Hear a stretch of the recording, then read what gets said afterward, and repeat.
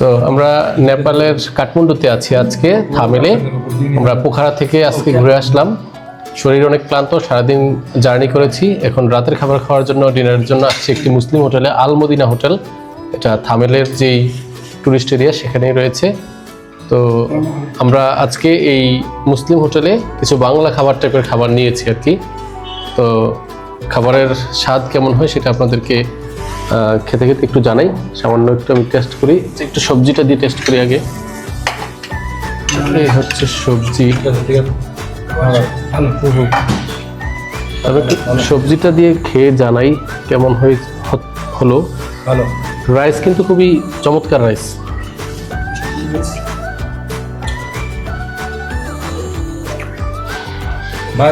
সবজি সবসময় ভালো। এখানে ডিমও ছিল আমাদের অর্ডারে, ডিম, ভাত, তারপর হচ্ছে মাছ, চাটনি, ডাল, সবজি, সালাদ। এই হচ্ছে আমাদের মেনু।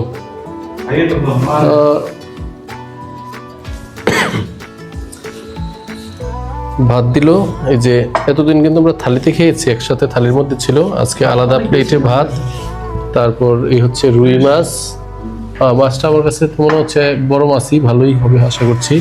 এটা হলো ডাল, হলো সবজি, আর এখানে চাটনি দিয়েছে।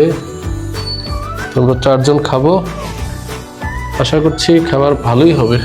খাবারের কালার দেখে ভালোই লাগছে বলে মনে হলো আর কি।